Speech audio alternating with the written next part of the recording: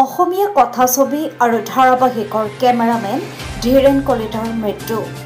ৰঙিয়াৰ গুৰকুচি গাঁৱৰ বাসিন্দা তথা অসমীয়া কথাছবি আৰু ধাৰাবাহিকবোৰৰ কেমেৰামেন ধীৰেন কলিতাৰ ৰবিবাৰে নিশা 12:10 নিজ বাসগৃহতে মৃত্যু হয় বুলি জানিব পৰা গৈছে।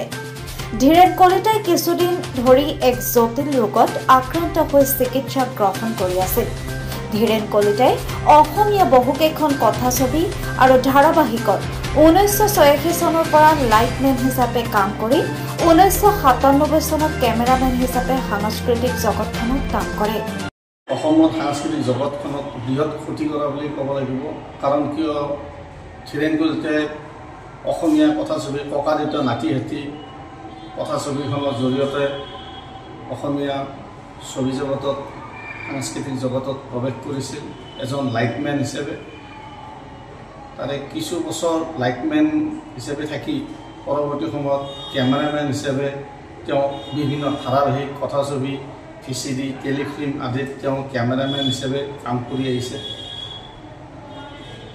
যোৱা দেওবাৰে নিশা পুৱতি নিশা ঠিক 12:10 বজাত তেওঁৰ মৃত্যু হোৱা বুলি শুনিল নিজ বাসভৱন। কিছুদিন ধৰি তেওঁ এক জটিল ৰোগত আক্ৰান্ত হৈ আছিল বুলিও গম পালোঁ। সঁচাকৈ তেওঁৰ মৃত্যুৰ খবৰটো শুনি মই নিজেই দুখ প্ৰকাশ কৰিছোঁ, মৰ্মাহত হৈছোঁ।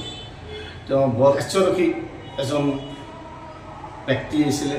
সকলোৰে লগতে মিলা প্ৰীতিৰে তেওঁ কাম কৰিছিলে। আৰু সঁচা কথা ক'ব গ'লে মই কথাছবি জগতত বা ধাৰাবাহিক জগতত মই অহাৰ মূলতে হৈছে ধীৰেন কলিতা। মই আচলতে এই লাইনটোত প্ৰৱেশ কৰাৰ অকণো ইচ্ছা নাছিলে, কিন্তু ধীৰেন কলিতাই মোক আহি মোৰ ঘৰলৈ আহি বিভিন্ন সময়ত মোক বুজনি দিছিলে যে মানে আপুনি আহক, সাংস্কৃতিক জগতত আহক, আপুনি প্ৰযোজনা কৰক আৰু পৰিচালনাৰ দায়িত্ব লওক। আৰু সেই মৰ্মে মই ধীৰেন কলিতাৰ কথা শুনিয়ে মই দুখন হৃদয় এখন নদী 1997 চনত প্ৰথম সেইখন টেলিফিল্মৰ মই দৃশ্যগ্ৰহণ কৰোঁ।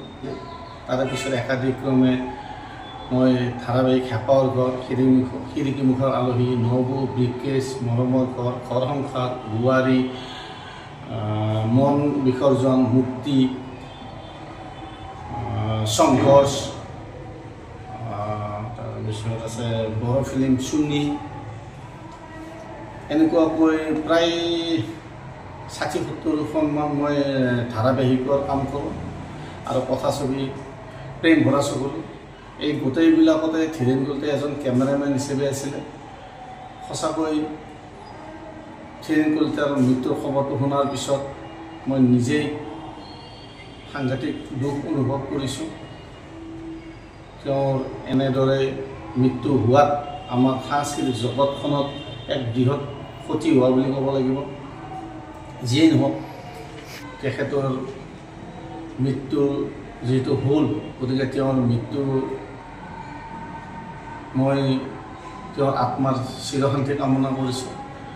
লগতে পৰিয়ালবৰ্গক মই গভীৰ সমবেদনা জ্ঞাপন কৰিছোঁ। আৰু তেওঁৰ ধীৰেন কলিতাৰ আত্মাই যাতে চিৰশান্তি লাভ কৰে, স্বৰ্গত বাস কৰে, তাকে মই কামনা কৰিছোঁ। আৰু সাংবাদিক পৰিষদ অসমৰ তৰফৰ পৰাও মই কেন্দ্ৰীয় সমিতিৰ সম্পাদক হিচাপে ধীৰেন কলিতাৰ মৃত্যুৰ শোক প্ৰকাশ কৰিছোঁ। লগতে মাহিন্দী চিনে প্ৰডাকশ্যনৰ তৰফৰ পৰাও মই ধীৰেন কলিতাৰ মৃত্যুত শোক প্ৰকাশ কৰিছোঁ।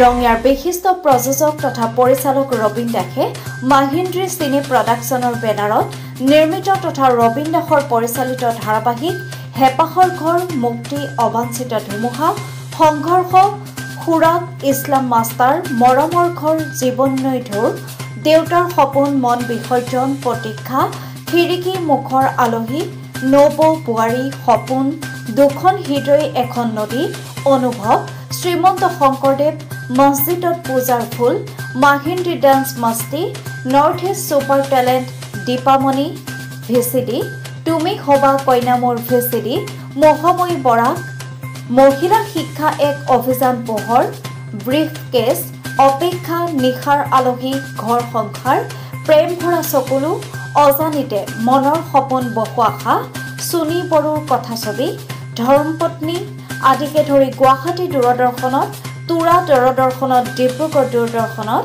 শিলচৰ দূৰদৰ্শনত প্ৰচাৰিত ৰবীন দাসৰ পৰিচালিত প্ৰায় 470টা খণ্ড ধীৰেন কলিতাই কেমেৰামেন হিচাপে কাম কৰিছিল। ইয়াৰ উপৰিও অন্যান্য পৰিচালকসকলৰ লগতে কাম কৰি আহিছে।